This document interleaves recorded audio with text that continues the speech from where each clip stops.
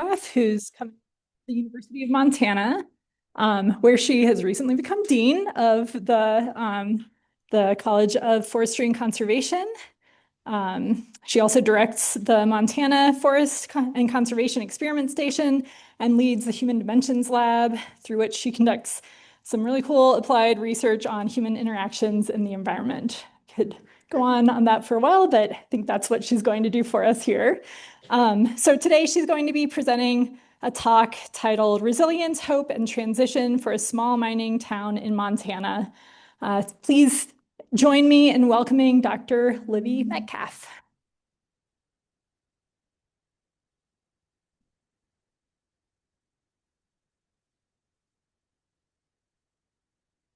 Okay, we're queued up here. Hi, everyone. I'm Libby. I thank you so much for having me here today. I'm going to tell you now that if you're tuning in for my talk tomorrow, it's completely changed. Lexi has been kind to allow me to do what I wanted to do tomorrow, and I'm going to talk about grizzly bears and the human dimensions of grizzly bears. So if you have an interest in grizzly bears, come tomorrow to my talk. But today I get to focus on kind of a decade's worth of research that I've conducted in Montana. And it's a project that's near and dear to my heart. And it's focused along one of the largest Superfund complexes in the United States. And so I'll talk a little bit about that. Is this okay? Sorry about the feedback. Okay, before I go, let's see if this thing. Okay, here we go. Okay, here we go. I gotta go down, not up. I just want to acknowledge that the research I'm presenting today was in part funded by the National Science Foundation. It was part of our Montana NSF EBSCOR grant. And so I have a lot of thanks to do for the NSF and our EBSCOR program in the state. We also conducted this research in collaboration with some of my partners at Montana State University. And so I want to acknowledge that group as well before I get going. So today I get to tell you a little bit about a town I love called Anaconda, Montana. Has anyone ever been to Anaconda? Woo woo for Anaconda, yes, you guys will know all about this. Anaconda is a beautiful little hamlet nestled along the Clark Fork River. But what it is known for is its enormous smelter. It is a 500-foot stack that is erected into the sky that you can see across the Deer Lodge Valley. Anaconda became famous during the copper boom of the late 1800s. A lot of you know Butte, Montana, which we refer to as the richest hill. Those of you who don't know about the richest hill, there's a beautiful podcast put together by Nora Sachs where she describes the entire Butte complexity. And it's just a really nice, interesting podcast to listen to. Butte is known for its vast riches of copper that were mined from the late 1800s all the way up until 1980. It's still mining happening today, but at a lot less frequency. They took all the copper and ore and everything out of Butte, and they brought it to Anaconda where it was smelted. That presents kind of the place in which I'm going to talk about today. Are those of you familiar? I know Utah has a lot of mining. Are we familiar with mining generally in the late 1800s, early 1900s? What we have with mining is oftentimes company towns is what we often refer to them as. And so the Anaconda Copper Company was the company town that built Anaconda. Because of the smelting heritage, Anaconda Copper Company built infrastructure all over that community. They built the buildings, they built the infrastructure, they managed the sewer, the water resources, they managed a general store, they built all the open spaces and parks, and all of the infrastructure that's there today is in part because of that company town. And so I'm going to tell the story of Anaconda and what that community is going through today. It's a community that's in transition. It's a community that's been impacted by legacy mining, but it's also a community with a lot of hope and a lot of resilience. And so we're going to talk about the facilitators of resilience today. We're going to talk about some of the collective memories that happen in Anaconda, and we're going to talk about how they're transitioning to a new future for themselves. So to tell you a little bit more about Anaconda, so present day, I guess it was 1977, The Anaconda Copper Company sold the business to Atlantic Richfield Corporation. ARCO is what we refer to it. 3 years later, without any notice, ARCO shut down the smelter. That was 1980. People in Anaconda referred to that day as Black Monday. There was no notice to that community. Everything they knew went away in an instant. And so you can imagine what this community went through. A community that was dependent on the livelihood of copper, of that company, of all of the things that that company brought to it. And to have that completely ripped out from under them was a pretty traumatic event. Oops, wrong way. In 1983, the state of Montana decided that there is too much arsenic in our water. So this is a map of our Superfund complex. You can see Anaconda here. I guess I should use my pointer. You can see Anaconda here. In 1983, the state of Montana sued ARCO for damages for arsenic in the water. This process of suing ARCO went on for a very long time. It ended up with 4 operable units of this enormous Superfund complex. And so we have Anaconda, we have the Butte unit, we have the Clark Fork River, and then we have down here closer to Missoula, we have a big dam that's an operable unit as well. And so if you think about a town that has trying to transition from something that their whole town believed in, which was smelting, to present day, it's a really dramatic shift that these folks had to go through. And so when we think about Anaconda today and what it is and where it's come from, we get to kind of understand all of the elements that made Anaconda resilient to present day. So I want to take a moment to talk about Superfund. I don't have my Superfund laws up here, but when we look at Superfund, one of the primary reasons we have Superfund designation is for human health, correct? So those of you who are familiar with it. One of the unique features of the Superfund complex is that they chiseled out a lot of money for things around economic development for these communities. That's pretty unique for Superfund. So in total, that entire Superfund complex was about $400 million going into restoring that area and all of those 4 operable units. Anaconda themselves were able to carve out about 80 million for themselves. And of that 80 million, 28 million went towards economic recovery, which is a pretty outstanding amount of money for a small community to be host to. One of the challenges we had with this Superfund complex was the time it took from ARCO being sued by the state to when record of decisions were happening. The first record of decision was in the late 90s, followed by early 2000s, and as recently as 2023. And so the consent decree for all of the money going towards the Superfund site only came into reality in 2022. And so this community has lived with this contamination, has lived with the challenges of Superfund for a very long time. The financial side of this is that because 28 million of that Superfund dollars is pumping back into the community, they've been able to do a lot of really incredible upgrades to their town. One of the things that we have that was developed, I don't know how they got this in here, but $3 million towards a Jack Nicklaus golf course. And so it's called Old Works. Has anyone ever golfed Old Works? Chris, no? Okay. Courtney, no? Okay. I'm not a golfer. My husband says it's great. But we get all these golfers into Anaconda. Another thing that they were able to carve out is a new hotel. And so there's a brand new hotel in Anaconda called the Forge. It's really pretty. It's a Best Western. There's a pool. I bring my kids there to swim. It's great. They've also renovated a lot of the street fronts. And so there's all new lighting. There's actually these roads in Anaconda that have lights on them with no businesses. And so they have built for growth of where they want to go. And so we're gonna talk about some of these ways in which Superfund has benefited the community, but we're gonna also talk about the ways that Superfund has held this community back. So I will quit droning on too much about Anaconda. I want to acknowledge one more piece of Anaconda. So you can see the community up here. You can see the lovely stack. in here. But what I also want to point out is that Anaconda is the gateway to an incredible natural resource area. There's the Georgetown Lake and the Anaconda-Pintler Wilderness Area. Those of you who might have hiked this Continental Divide Trail, I don't know if anyone's a through hiker, but the CDT goes right through Anaconda. And so it has this incredible recreation resource, which I'll talk about as well. Okay, so why Anaconda? Why do I care so much about it?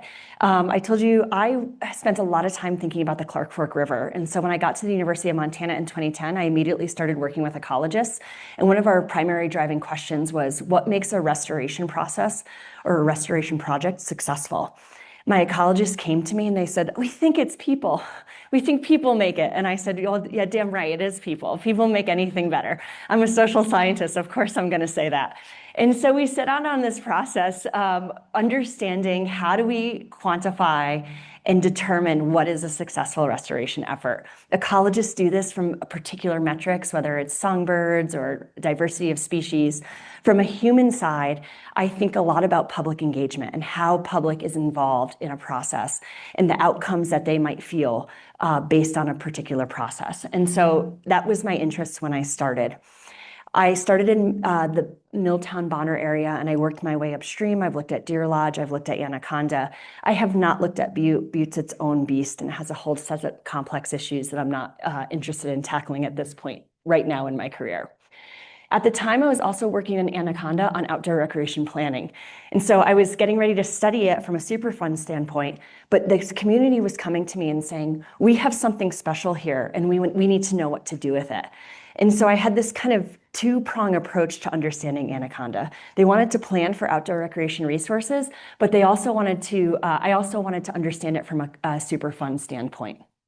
Those of you, I have, allow me a minute to take like a professional journey with you. Courtney might have read this book. Has anyone read Tracing the Veins by Janet Finn? She's a social worker at University of Montana. Great book, right? Courtney and I both read it in grad school, I bet. And it was a hugely influential book in my life. Janet Finn traced the veins in community and culture and connection in Butte, Montana, and she also did it in some of the copper mines down in Chile. And this book was hugely foundational in my own life. I grew up in Connecticut. My parents grew up in Waterbury, which is known as the Brass Mill City.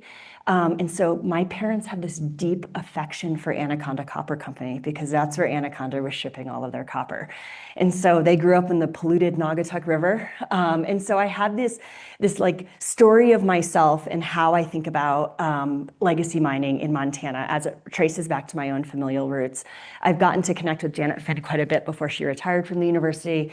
There's just so many cool stories there, but that's my digression. I want to point out one person. This is Megan Moore. She's my PhD student, or no longer my PhD student. She's Dr. Moore. She works for the USGS. The work I'm presenting today is in part because of her efforts and energy, and so I just want to acknowledge her. Okay, I'm going to frame everything in a community resilience background. I was told this is like a general talk, the general audience. So I'm not going to go into like the deep theory of what I think community resilience is or isn't. I'm going to give you my very surface conversation here. A lot of us come from different disciplines. We all generically share the same definition of resilience, your ability to bounce back after a disturbance, right? That's what I think about when I look at these communities. I want to know, can these communities bounce back after some type of disturbance? In this case, it's going to be the smelter closing, legacy mining. That's what I care about. Has Anaconda bounced back from this? Community resilience provides this lovely framing. You can look at all sorts of things.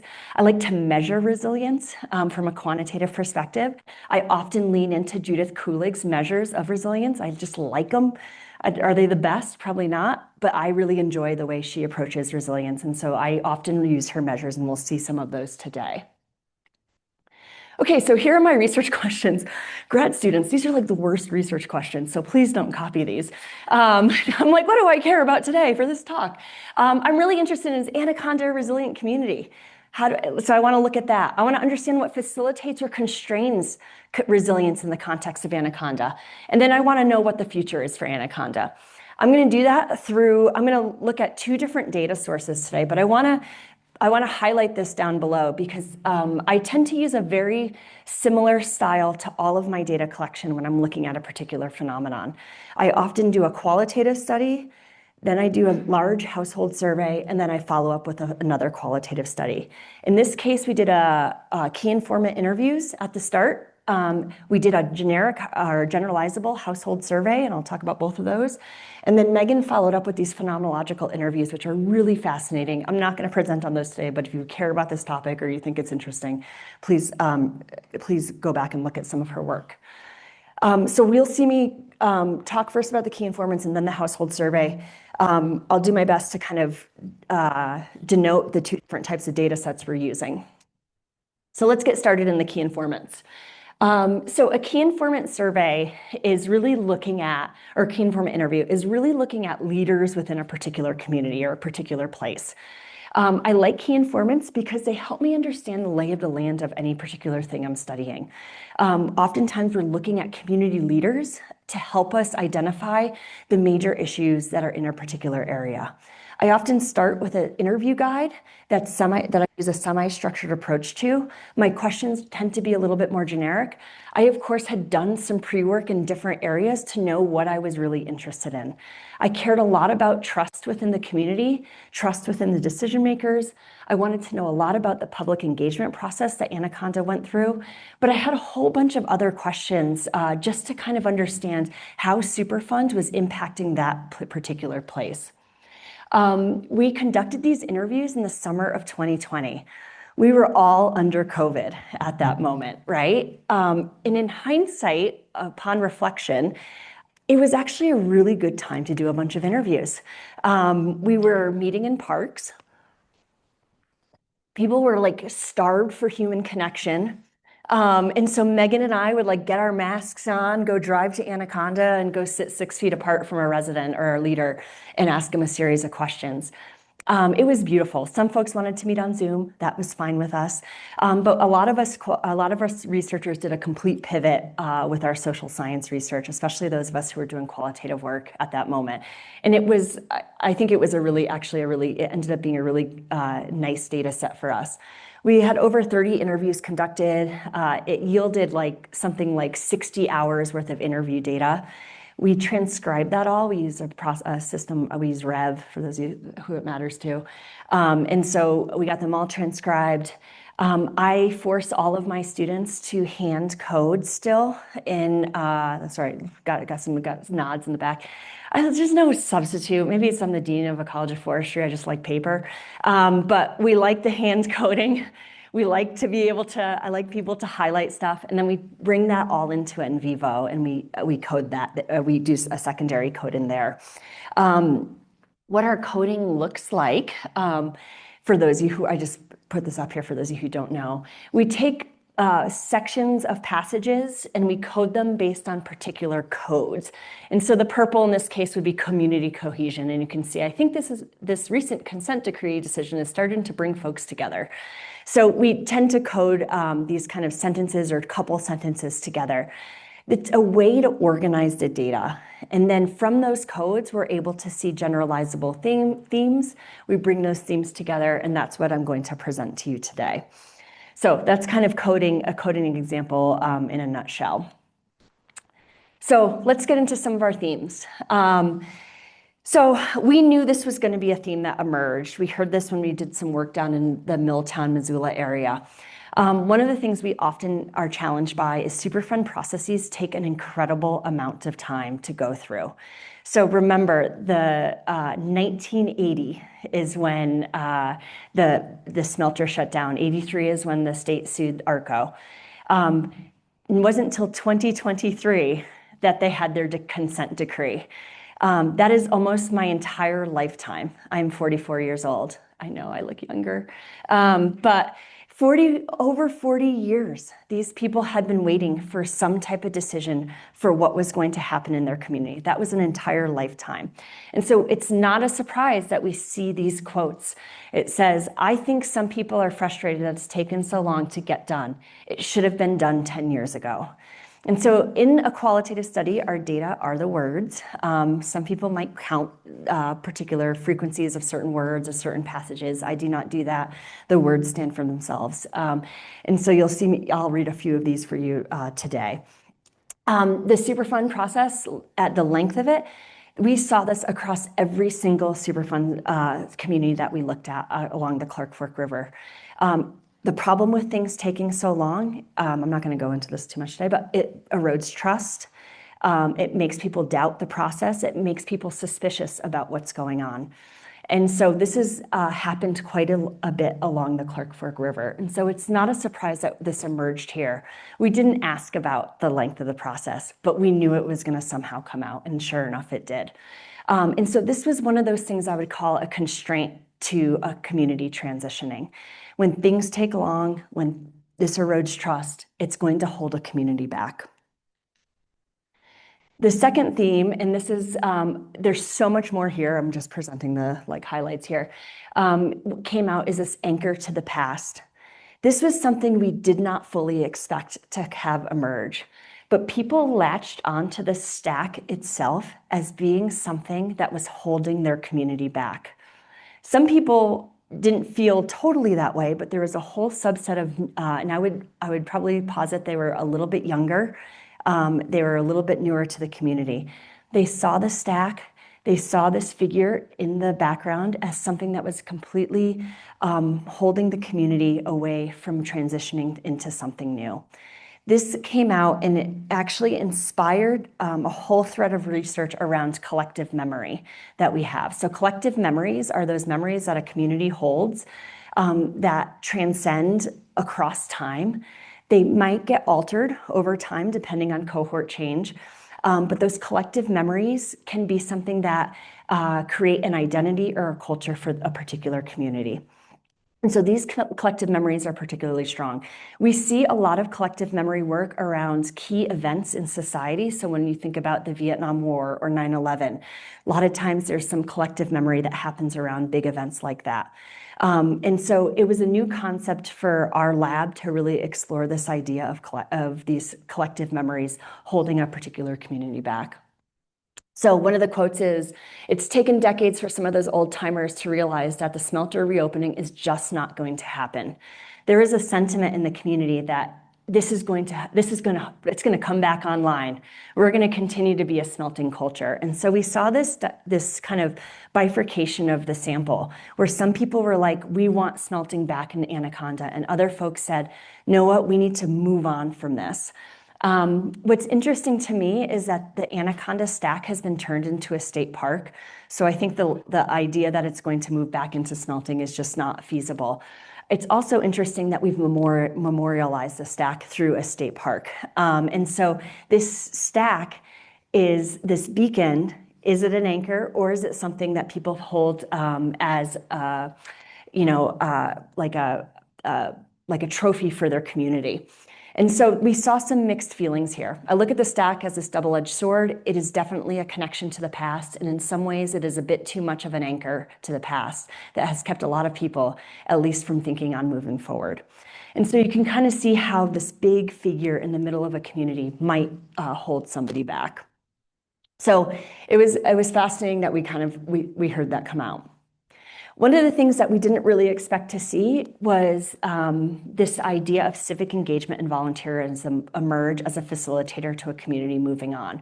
And so whereas the slow process and the stack were seen as anchors, I see civic engagement and volunteerism as something that facilitated the community moving forward. Anaconda is home to some of the very first labor unions in the United States. It's kind of an incredible place. It wasn't until 2016 that Anaconda voted Republican.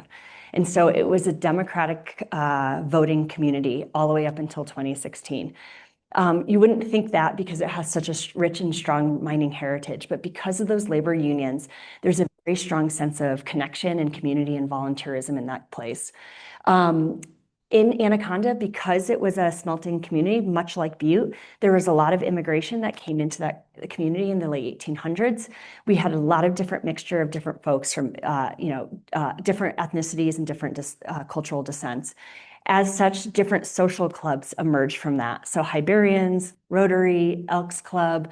Anaconda still has a strong garden club. I don't know if any of your communities have that, but it's kind of one of those dying things. There's like a women's league. Anything that can have a social club associated with it, they did. And those clubs come out for all sorts of community events. And so a lot of people commented on the involvement of being in the community, that if you are not involved in the community, whether through social clubs or through volunteer efforts, you are not part of the community. And so there's a very strong sense in Anaconda about giving back, contributing to the community in a lot of different ways. We saw volunteerism as a really incredible thing. We could be talking about something like, how's your community transition? And what people would go to was, oh, I volunteered for this event, or we all rallied around this person whose house burned down, or we did a big donation to get this person the health care that they needed.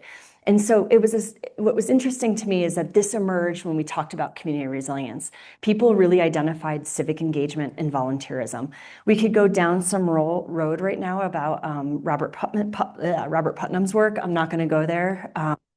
I think some of that kind of social capital work is evident here and rich for further discussion. The last thing I want to mention as a facilitator is this outdoor way of life. People often would pair how hard it was with smelting in their life. So they would talk about the human health impacts, or they'd talk about how difficult it was to have somebody work at the smelter. But they often paired it with, but why we wouldn't want it any other way, because out our back door, we could go into the outdoors and have respite. And so people often would say things like, all I had to do was just walk out my back door and go into the mountains, and I found respite for myself. So I would say Anaconda is definitely not dying. It's holding its own, and it's always trying to get new life. And I think that's the resilience of the community too. I think they're always pulling in that direction. I think recreation, the freedom of place, you can walk out your door and 10 minutes later, you can walk into the mountains. These are some of the quotes that folks identified. And so outdoor recreation became a really central theme in our interviews. Okay, so we took those key informant interviews, and we said, this is interesting. Let's now test some of these concepts in a quantitative way and see how they hold together for the community as a whole. All right, those of you who know me know I love a good household survey. I love anything I can do an address-based sample for. I will do it all day long. And so we did a big CERT mailer. I want to note at this point that this was part of a larger study on water quality. And so we were surveying not only Anaconda, but another community downstream called Deer Lodge. We also were surveying the Judith River watershed at this moment as well. We were looking at a couple different water quality contexts. We did the survey in 2022. We used a Dillman design. We had 4 mailers. We did a pre-survey letter, a survey. We ended up with a 38% response rate, which is fantastic. Somebody asked me this morning, is that what you always get? We do really well in Montana. We're often getting really high response. I would call this a high response rate, just FYI. All my social scientists in the corner are nodding yes. We just do well. We used original artwork. So Discover Anaconda gave us one of their photos. We tested it and piloted it in the community, so folks had a chance to look at it. People knew it was coming. We grab our sample from a third-party sampling firm. It's a simple address-based sample. We ended up with almost 8,000 people in our population. We took out anyone who was under 18, of course. And we ended up with 350 responses back. So we felt pretty good about this. We had a whole variety of different questions on here. We were trying to do everything in the kitchen sink with this survey. So we had questions about civic engagement. We had public engagement, procedural justice. I had trust questions, trust in the DEQ, trust in the local community, trust in the EPA. We had community resilience measures, collective memory measures. We had a whole host of demographics. Our respondents tended to be a bit older, which is what I would expect. Anaconda is a little bit of an older community. We are seeing new families move in, but oftentimes folks who are hanging out in their home all day like to take our surveys. We do weight our data at the end of it, so we often weight by age, gender. We'll also weight a lot of times by your propensity to respond to the survey. And so those are some of the things we do. We also, a lot of our folks worked in healthcare, a variety of services, or they were retired. So this is, and you can see a lot of people have spent a lot of time in this community, so they had a lot to say about it. So let's, oh gosh, I don't know why that's all messed up, I'm sorry. So let's look at some community resilience measures. I didn't put all of them on here because I would drown you all in data. So I did cherry pick for the talk, but I will say that a lot of the community resilience measures were just generically high. So I'm gonna read some of these to you. Well, first I'm gonna orient you. It's on a 1 to 5 scale. 1 is strongly disagree, 5 is strongly agree. You can see the means here. You can, if someone's going to ask me about standard deviation, it was between 1 and 1.5 for all of the measures. And so there is a spread there. We had this neither agree nor disagree. I go back and forth if I like the 3 or not like the 3. I don't know. Any given day. Sometimes I really love a 5-point Likert scale. Sometimes I just wish for a 4-point Likert scale all day long. But that's I make these decisions on surveys and then I have to live with them. And that's just how it is. So some of our measures. Overall, this community is headed in the right direction. So a little lower than some of our other measures, so 3.74. I feel hopeful about my community's prospects for the future. And then we start going up. People in my community help one another out. That corresponds with that kind of civic and volunteer mindedness. There's a sense of pride among people in my community, 4.1. And then leaders in my community listen to residents. I always throw this one in there because it's the lowest one. I think we see that across communities. People want their leaders to listen to them personally more, and we can stand in a lot of different settings. And so I look at this and I see these are relatively high measures of resilience. And so as I start thinking about my very first research question, is Anaconda resilient? The way we look at that, I think I'm leaning towards yes, I think they are a pretty resilient community. One of the things I want to note about community resilience measures, it's really interesting on how we use these measures moving forward. So one of the things I often think about is resilience an independent variable or is it a dependent variable? And so I'm always challenged by where I put it in any of the models that I'm testing with it. And so I just offer that as kind of, fodder for the group. Gosh, this really screwed up. Okay, so I'm so sorry. I try my hardest to be perfect, and sometimes I'm not. So bear with me. Okay, so the next thing we did was we wanted to understand that collective memory. Remember I told you about the anchor to the past, right? I was really interested in this. Surprisingly, there's not a lot of quantitative measures around collective memory. And so we mined all of the different fields. We went to geography, sociology, anthropology. We tried to come up with the best set of collective memory measures we could. What we learned is that we needed to orient collective memory towards a particular thing. And so in this case, we really needed to orient it toward the stack. Again, it's a very visible landmark on the horizon. And so it was easy for us to do that. And again, we had a 1 to 5 scale when we looked at that. And we asked people how much they agreed or disagreed. It is important to remain connected to the mining and smelting heritage. That was 3.93. We are proud of the stack. 4. That's pretty high. The stack is part of our community's identity. 4.34. That's really high. And so when we look at these collective memory measures, we see that people are really resonate with that stack. And so while we saw it as being this anchor to the past, when we look at some of the more quantitative measures, we see the stack as kind of emerging as this thing, this beacon that people can lean to understand their culture, their identity in their particular community. The stack keeps me from moving on. That's lower, right? So 2.69 as we would expect. And then the community is emotionally attached to the stack, a 4. And so we see that this community has this kind of tension with the stack. Maybe it's holding them back, but they still love it. They still want that stack there. And so it's a really interesting to kind of think through how that stack and that collective memory around that stack might hinder or facilitate the community transitioning. Okay, we also asked a series, we were really interested in kind of rural transitions in general. And so we started looking at some work of Jeff Wilson's, and we really wanted to look at kind of futuring and how people's perceptions of future self was relevant in in community resilience. And so again, this was a measure that we kind of played with a little bit, but we wanted to understand how acceptable people thought a variety of futures were for their community.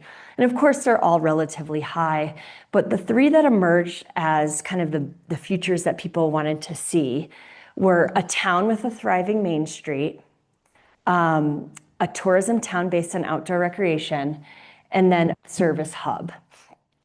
This was interesting to us. And so remember when I first started talking and I said I was being asked by Anaconda to help them with their outdoor recreation planning. And so I thought I've been leaning on this slide in particular because I think Anaconda really sees themselves as transitioning into an outdoor recreation economy, which is interesting to me. I also think a lot of communities think that, but I actually think Anaconda can do it.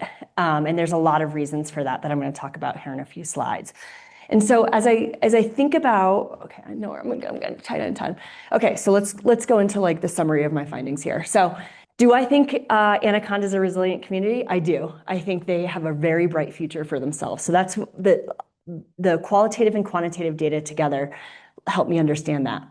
The Superfund program, although it takes a long time, can be incredibly transformational to this community. So as I think about Superfund as a program, and I think about the $28 million that's coming for economic development, of course, that's having a huge impact in this community. And of course, it's able to allow this community to transform and be resilient. I think resilience is facilitated by strong and civic engagement and the desire for outdoor recreation experiences in the case of Anaconda. I think collective memories can be both positive and negative. I think they can hold the community back. But what's been fascinating to me about Anaconda is I think it has, but they've also been able to transition it into something that's beautiful and a part of their cultural identity. And so we need to ensure that the story about the stack isn't one that's negative. It's a story of positivity and a story about the future. I love this quote. Somebody said it. Anaconda, it's the perfect community. That's what people have said through and through. I go back quite a bit to talk to Anaconda, so they'll often come to me and they'll say, Libby, are we doing it right? And I'm like, I can't tell you if you're doing it right, but it looks good. And so it's been very fascinating to see the community look for validation and look for guidance from my lab and from some of the researchers that I've been working with. Some of the things I often share with them is that the strong connection across people in the community is something to be valued. We didn't go in and do a social network analysis. We didn't go in and talk about the ties that people had within the community. That emerged in its own way. And it's beautiful that it emerged in that way because we didn't even look for it. Civic engagement, volunteer networks, willingness to support each other, those things matter in small rural places. Figuring out ways to share stories of the smelting days with them being positive is something that I think Anaconda wrestles with every day. They have historic events. Smelterman Days is in the end of July every year. They come and celebrate smelting tradition. It's interesting. I get the Anaconda Leader, which is the local newspaper. They have their own print press. It's the cutest thing. They have 2 newspapers a week. I get them mailed to my house in Missoula. Every week, there's some story about someone who worked in the smelter. There's like one reporter, and he just runs around town, like writing stories all day long. It's like my favorite thing. I just love small towns. I think they're just adorable. And so I get this like little newspaper every week just to learn what is happening in Anaconda. And those smelting stories are in there every single week, and it's pretty incredible. Figuring out ways to honor the past. I also will say making the stack a real state park. There's some challenges. You can't even go up to it. I've gotten to go up several times and take pictures and do all the things, but they aren't ready to make it a state park yet. And so one of these things that's just taking too long to happen, once it can be an actual state park, I think it will have a different feel and tenor to that community. We brought a bunch of outdoor recreation professionals into Anaconda a few years ago to understand outdoor recreation phenomenon there. And it was incredible to hear just how many people wanted to see that park open, and they thought that would be another draw for their community. So some of the recommendations I often give to this place is I often talk about leaning into the thriving economies that are already there. We say this, those of us who work in outdoor recreation communities, relying solely on outdoor recreation isn't going to be your silver bullet. Unless you're a gateway community to a national park, you're not good, like outdoor recreation can't be the only thing. And so you need the other thriving economies around it to be supported. One of the things that Anaconda has is a medical hub. They're turning in their hospital into something pretty magnificent. They just built a new wing. There's a lot of nurses and doctors that are moving to Anaconda. They're moving to Anaconda because it is rich with amenities and natural resource areas. And so people are seeing that they can work in this rural place, their loans could be paid for, and they have access to skiing, hunting, fishing, and hiking. And so it's becoming a huge draw for folks. The small businesses in Anaconda are also thriving, and I'll talk a little bit about Main Street in a minute. There's also the county seat, which I think is a major driver for the economy there. I always say continue to build your Main Street. This is Main Street, Anaconda. It's cute. See the courthouse. Thank you, Anaconda Copper Company, for making it. But Anaconda is like adorable. They have this little theater. It's called the Washoe. It's enchanting. If you pay 50 cents in quarters, you can sit on the balcony. And so when we go with my kids, we all bring our 2 quarters and we go sit upstairs because what's novel like a movie theater with a balcony? They have a cute little wine shop that opened, the Bighorn. I'm a member, $35, 2 bottles of wine a month. It's a pretty damn good deal. We have a brewery, Smelter City Brewing. It's in this old corner historic building, beautiful wooden old historic bar. They have their beer is called the Anaconda Standard. It's supposed to represent like what the smeltermen drank back in the day. And so it's a community that they have a Main Street that's incredibly thriving, and they're building all these new small businesses around it, and the Anaconda Community Foundation is helping with that. I want to note and end with kind of support for the outdoor recreation industry. This community has got their stuff in a pile. They have a trails coalition. So on another day in another world, I will tell you about how front country trails make communities better. You all know that living in Logan. I assume you have front country trails. I'm looking for somebody. Where's Anna? Right? Yeah. But being able to walk out your door, walk out your community's door into front country trails is something that has become a real selling feature for communities. Anaconda, this is what I was working with them on, put together a really smart grant where they are going to be able to develop all of these front country trails in their community. It's going to be a game changer to me. They've already brought in a new bicycle shop that's super trendy and hip. They have other outdoor recreation entities. They have the Pintler Portal that houses CDT hikers. It's just every day it's becoming more and more of a draw for outdoor recreation enthusiasts, mountain bike trails, opportunities really close by for all sorts of activities. And so at the end of the day, when I look at Anaconda, I see this community that has, in 1980, taken a huge hit to their economy. They were down in the dumps. They were polluted. They did not think they had a future. They had a massive dip in population. And now what we see is a community that's thriving with an outdoor recreation model with a bunch of service industry around them helping prop it up. And so I see it as a resilient community. I see it as a place of hope. I see it as a place of transition. When I think about how do we translate one rural community story to another rural community, it's hard to do that, right? But there's elements that we can think about from this research that help us translate when we look in other places. Understanding those collective memories was something that emerged for us. What are those memories in that community? And what are those memories and how are they shaping people's identities as they move forward? What kind of like super fun processes or processes for the community are in place that are holding that community back? And then what are those driving forces that facilitate growth for that community? And so, yeah, so with that, I think that was my 45 minutes. Why are my pictures look so awful on this? I promise you they weren't bad pictures. So this is my precursor to tomorrow when I'm going to talk about grizzly bears. At this point, I will just say thank you, and I will open it up for any questions that you all might have.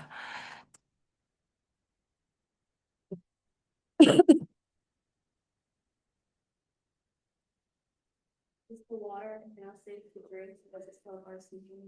That's a good question. So I didn't talk a lot about the cleanup, so I'll just mention it quickly. So a lot of what happened with the smelter, as you can imagine, 500 feet, a lot of billowing smoke, landing in all sorts of soil. The biggest cleanup that they did for people was their attics. So there was a huge dust attic cleanup. There's backyard cleanup, right? So scraping topsoil, whether the scraping the top was enough is another question. The water, certain areas, there's still some concern. So next to Anaconda is a small hamlet called Opportunity. It's kind of part of that whole Anaconda complex. They're essentially part of Anaconda, but they have their own like little name. But Opportunity was hit the hardest, and that's where some of the drinking water concerns are. Butte is a whole different thing. Their drinking water is a very different situation. Anaconda is fed by warm springs, something I didn't mention, but somebody at breakfast talked about. They're getting ready to put in a bunch of AI service stations in Butte. They're supposed to be drawing from warm springs. And so as I think about what Anaconda is about to face in their future, I am thankful that they are transitioned into a stronger community to be able to deal with some of those challenges of their water. So that's yes and no. Yeah. So what strikes me, what you identified as strengths in this community, the civic engagement, volunteer organizations.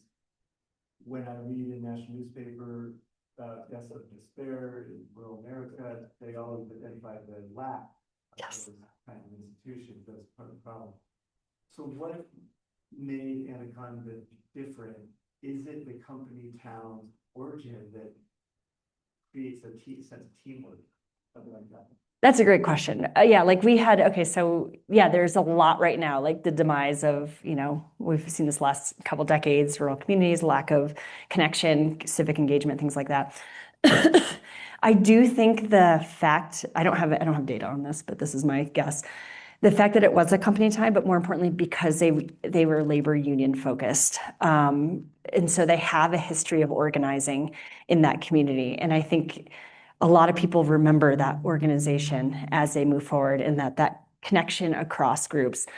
It is fascinating to me, the civic organization, so Elks or Rotary or Hibernians or Masons, because there's also some challenges with those type of exclusionary groups, right? So they have their in-group and out-group. And so while civic engagement is, I think, inherently good, there are some challenges I think the community still has to deal with who's part of those particular formal networks. Libby, I love this. This is great. It's also back to home country for me, but you portray a pretty rosy this place, and it's very optimistic, very forward-looking. So all sounds great. And yet, as we know from interactional theory, even conflict can be positive, but I'm not hearing about so much conflict, maybe some tension over the staff, but I can't believe that in Montana, I know today that there hasn't been some conflict along the way. Was there talk of any bumps along the road or conflicts or tensions? And is it that the resilience is not just about overcoming its mining past, but handling those conflicts as they've gone along? Or has this been a community sort of devoid of conflict in this transitional year? No, yes and no. It's interesting because so if I look downstream at Deer Lodge, they're on the struggle bus, is what I would say. They have not been able to, recover at the rate that Anaconda has recovered, in my opinion. If we looked at their resilience scores, they'd be lower. They have a whole host of different challenges. They have other land use issues that they're dealing with. There's the prison. There's like just a variety of different things. The struggles that Anaconda has had, I would say, I hope I didn't gloss over this. The real human health issues that Anaconda has suffered from are tremendous. And so the attic project, the backyard project, people cannot grow vegetables in their backyard still in Anaconda. Some people can, depending on where they are in relation to the stack. So where the wind blows, there are some places that people can have very, healthy yards and things like that. And so there's still some people in Anaconda that have truly been negatively impacted. There's also a variety of different leadership. Well, there's a pretty strong leader in Anaconda. Their CEO, Bill Everett, has a very strong view of what Anaconda should be, and he is barreling forward with it. And so one of this is like, I don't know, this is like insider baseball, but Bill really wants to see Anaconda grow towards the interstate. So Anaconda is probably about 5 miles off the interstate, and there's this big stretch that goes around the smelter. Bill wants to see that developed. He doesn't want to see Main Street developed. And so when I look at the community, there's a lot of tension between small businesses and the CEO right now about where are we putting resources. In fact, I told you about that Trails grant. The Trails grant is something that has pulled Main Street back onto online for Anaconda. And so the CEO has kind of had to cede a little bit to say, okay, fine, you go ahead with your trails. And so there's a whole group of folks who are trying to pull people into Main Street rather than keep them down by the stack. And so there's all these like just interesting little tension points. They're talking about putting in a hockey rink. That's the next big development that they're hoping for. And Bill really wants it over by the stack. And everyone's like, no, let's put it on the other side, closer towards the mountains. And so it's just been interesting and fascinating. Full disclosure, I lived in Anaconda for my sabbatical. My kids went to school there for 4 months. They would ride a bus 35 minutes one way. I had to tell my son, he kept getting his boots pulled off and they kept throwing him in the back of the bus. And I kept telling him, well, that's bus living, baby. Like, get used to it. But it's like a different type of community. Anaconda is the community. I don't know, Chris, if you remember this, sometimes parents like fist fight at the basketball game. And so there's some hard knockness of Anaconda, which makes it special. But we had a lot of time in the community to learn.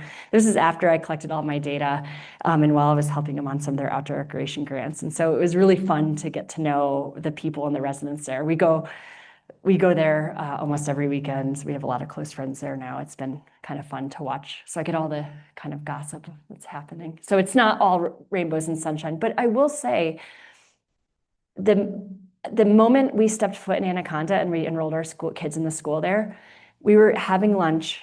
Like we literally went to visit the kids' school and the table next to her, they're like, shh, are you guys the new family? And we're like, yeah. And they're like, oh, we've heard about you. Is that your daughter, Charlie? And I was like, yeah. And so everyone knew we were there. It did not matter. Like they just knew the Metcalfs were in town. And so I still walk it, like they still say, oh, like, and so it's just it's an interesting place. They're friendly. And so we couldn't not get involved, like the slide said. Yeah, I think you had her. Just given your timing on this, did the Hope have much of an influence on this transitional phase in Anaconda, or was it kind of off the radar? Yeah. It seems like it was such a big deal in a lot of Montana towns. Yeah. It did. It's like, I'm trying to remember. We were collecting data during COVID. I think people were concerned. I think there were a lot of people who were like, COVID's not real in Anaconda.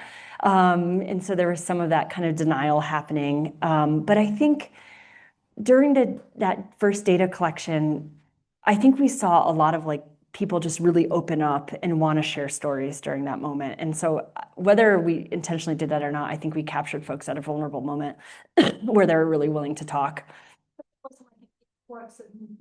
Oh yeah, sorry, no. No, there was some, but not a ton. It's kind of off. I think it's going to see an increase. There's not a house for sale in Anaconda right now. There's not a lot of houses to choose from.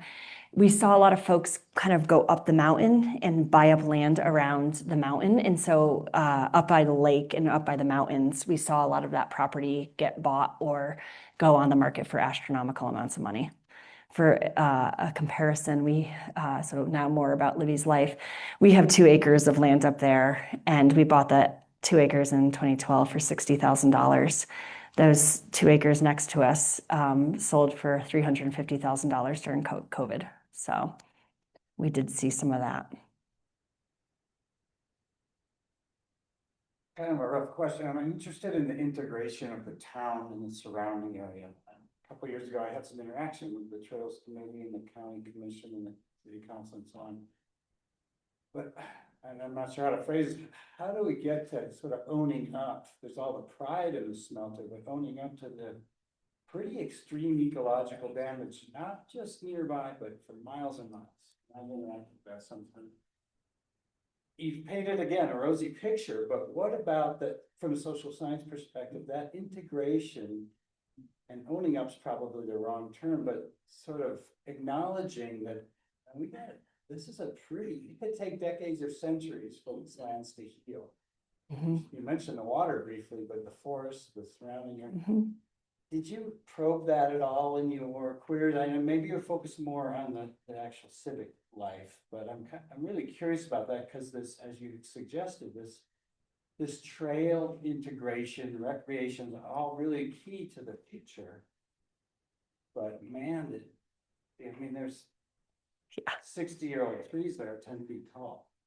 Yeah, and if you look at where the plume of the smelter went, there's a whole, so if you looked at, okay, so we looked at GIS layer of what was privately held or what's still held by ARCO, there's a huge swath from the smelter down to the Clark Fork River that doesn't look very good.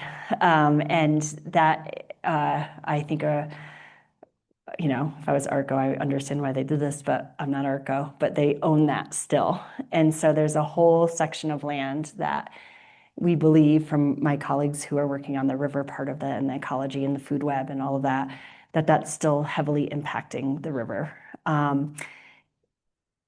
Yeah, how do you make that better? There's no amount of dollars that's going to make that better. And that's the problem with these long-term polluting situations, is that there's nothing that's going to improve it. Just for a minute, I'll talk about the Clark Fork River. There's a group of us that spent about 5 years on the Clark Fork River, and this was myself as a social scientist, we had ecologists, we had biologists, we had folks studying food web, we had folks going over flying drones, we had folks measuring water through citizen science. And what we've seen since 2010 to present is that there is a marked improvement of how that river is looking. The fishing has come back. It's some of the best fishing in Montana. There are tributaries are back to supporting bull trout. There are, growth along the river in ways that we haven't seen. Is that enough? No, there's still pretty dramatic problems with how that landscape has been treated. Downstream in Missoula is also a very different picture. And so what happened is all that arsenic came and butt up against the dam, right? And so then Missoula had a drinking water issue. We did a huge remediation. We created a state park, Milltown Dam State Park. It has fundamentally shifted the way that area looks these days. There is a lot of commentary about how Missoula has won in this Superfund complex and other communities have not won. And so I look at kind of Drummond or Deer Lodge. The only places that those areas are being restored to is right around the stream bank. And so once you hit a certain riparian area or riparian buffer, nothing is getting remediated or restored. And so there's also a real issue with how that Superfund complex, if I could go back to my map, is looked at. And so they've created this very narrow trajectory around the river that probably isn't as appropriate as it should be. So that's a non-answer answer. Yeah, sounds good. Dr. Keyes. Quite an anaconda skeptic. Love it. And my scheme could be outdated. Yeah, I mean, you haven't lived in Montana for a few years.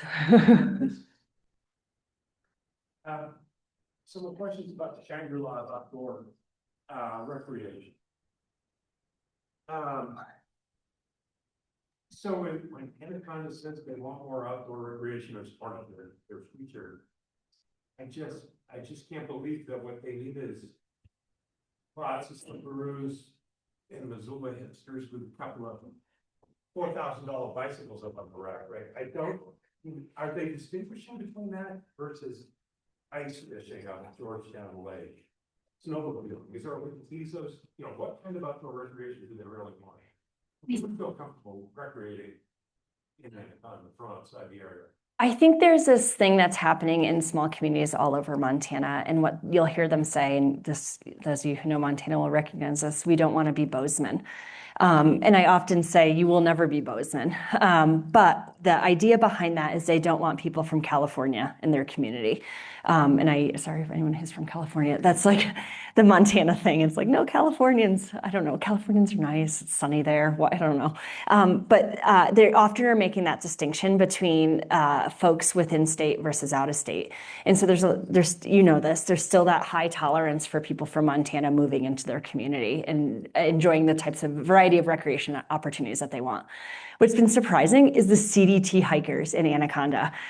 These like dirty hikers like coming through Anaconda, and they're ragged. They're like they stink, and Anaconda's like, welcome. And they like roll out this red carpet, and it is fascinating to me. And actually, one of the tensions that we've seen is Butte has been like totally peeved that Anaconda is, so they aren't, Anacondans, or they get off the trail, it's over by Twin Lakes, they come down, and then they skip this section of the trail that goes to Butte, and they hop on in Pipestone. And so Butte's totally annoyed by all of this. And it comes out in meetings. I'll be talking about the CDT, and they're like, well, they're taking our hikers. And I'm like, all right, Butte, like, you can't have it all. And so it's been interesting to watch them accept this very interesting style of recreation that would not maybe jive with what you would think they would be into. The mountain biking trail is also fascinating to me. They have developed so many more mountain biking trails up between Anaconda and Georgetown Lake. That whole stretch has all new trails through it, which is also really a sign of kind of a progress in a direction. Okay, we're 3 minutes over. Thank you. Zoned out because I was enjoying you so much. So thank you everyone for coming, and thanks Libby for the great presentation, and hopefully we'll see a lot of folks again tomorrow.